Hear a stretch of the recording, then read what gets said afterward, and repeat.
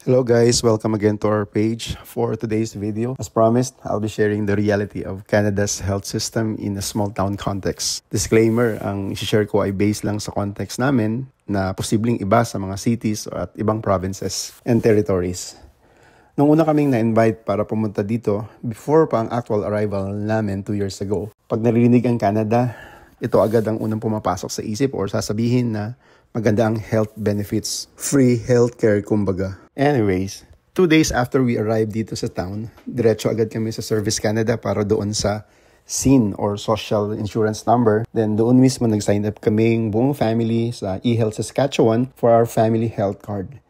And after 30 days, na-receive namin yung physical card. Ang bilis. At totoo, free siya. Yung card na yon ang access sa lahat ng services na offer ng province at ng buong Canada. Like check-ups, confinements, surgeries, at kahit major operations.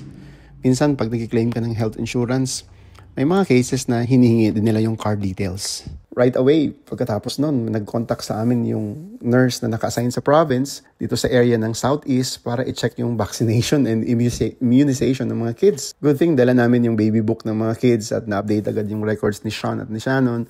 At lahat ng shots na needed sa age nila at that time ay na-schedule agad at natanggap nila lahat for free. Na-stop kasi noon, nasa Pinas kami 3 years during pandemic at dahil mahal din sa Pilipinas.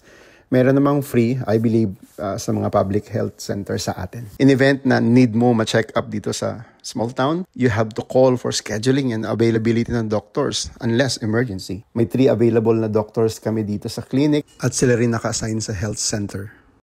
Yes, hindi po hospital ang tawag dito sa amin kasi maliit lang. Ito pwede naman tawaging maging hospital kaso walang mga specialist na pumupunta sa small town or surgeon or kahit yung nagpapaanak or OB-GYN. Kaya hindi pa ma-upgrade yung facility para sa isang hospital mismo.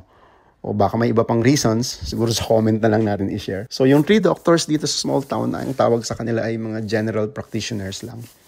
Pag may mga detailed cases, need talagang pumunta sa city na malaki na may mga available na service na ganon. Again, ito ay sa mga naranasan lang namin for 2 years dito sa Canada and for sure iba sa mga cities yung cases. Pero at the end, grateful pa rin kami sa services dito sa amin. Thankful din kami sa health center at sa town mismo dahil madaming tao, hindi lang Pinoy ang nakakilala sa amin.